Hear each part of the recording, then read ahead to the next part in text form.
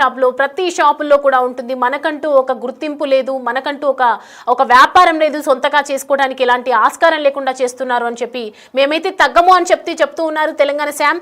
So present మనకు బండి సంజయ్ మాట్లాడినటువంటి visuals ఉన్నాయి, ఒకసారి చూద్దాం. ఇవాళ గుజరాతీలు హిందూ ధర్మాన్ని సనాతన ధర్మాన్ని కాపాడే వ్యక్తులు కాబట్టి వాళ్ళందరూ భారతీయ జనతా పార్టీకి అనుకూలంగా ఉంటారు, హిందూ ధర్మానికి అనుకూలంగా ఉంటారని చెప్పి ఒక ప్లాన్ ప్రకారం ఇదంతా జరుగుతున్నది. ఇలా గుజరాతీలు ఈ సంపద దోచుకొని రాలే, అధికారం కోసం ఇలా వస్తలేరు. మాకు అధికారం కావాలని వాళ్ళు అంటలేరు. ఇవాళ మాకు ఈ తెలంగాణ సంపద దోచుకోవడం కోసం వస్తలేరు. వాళ్ళు వ్యాపారాలు చేసుకుంటున్నారు. ఇలా మార్వాడీలు ఎవరు కులవృత్తిని దెబ్బతిస్తలేరు, మార్వాడీలు ఎవరిని దోచుకుంటున్నారు, వాళ్ళు దాచుకుంటున్నారు. ఇవాళ గుజరాతీలు హిందూ ధర్మాన్ని సనాతన ధర్మాన్ని కాపాడే వ్యక్తులు కాబట్టి వాళ్ళందరూ భారతీయ జనతా పార్టీకి అనుకూలంగా ఉంటారు, హిందూ ధర్మానికి అనుకూలంగా ఉంటారని చెప్పి ఒక ప్లాన్ ప్రకారం ఇదంతా జరుగుతున్నది. ఇలా గుజరాతీలు ఈ సంపద దోచుకొని రాలే, అధికారం కోసం ఇలా వస్తలేరు. మాకు అధికారం కావాలని వాళ్ళు అంటలేరు. ఇవాళ మాకు ఈ తెలంగాణ సంపద దోచుకోవడం కోసం వస్తలేరు. వాళ్ళు వ్యాపారాలు చేసుకుంటున్నారు.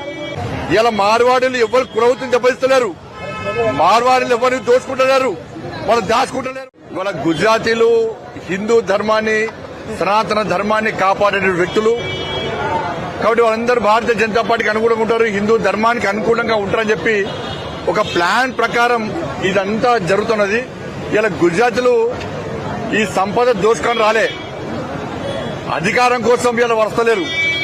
మాకు అధికారం కావాలని వాళ్ళు అంటలేరు. ఇవాళ మాకు ఈ తెలంగాణ సంపద దోచుకోవడం కోసం వస్తలేరు. వాళ్ళు వ్యాపారాలు చేసుకుంటున్నారు.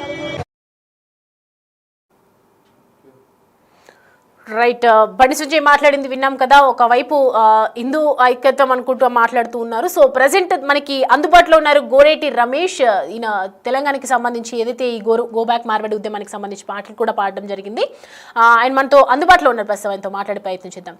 గోరేటి రమేష్ గారు నమస్తే అండి. ఏం చెప్తారు దీనికి సంబంధించి? ఈ గో బ్యాక్ ఉద్యమం ఎంతవరకు కొనసాగే అవకాశాలు ఉన్నాయి అండ్ మీ వాదన ఏంటి? మీ అకార్డింగ్ టు యూ ఏం చెప్పాలనుకుంటున్నారు?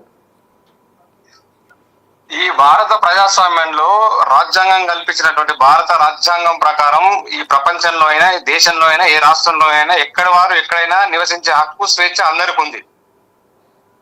ఇక్కడ మార్వాడి ఉద్యమాన్ని గో బ్యాక్ అనడానికి కాదు మేము చేసే ఉద్యమం. గో బ్యాక్ అనేది కాదు, మార్వాడీలకు మేము అసలు వ్యతిరేకమే కాదు.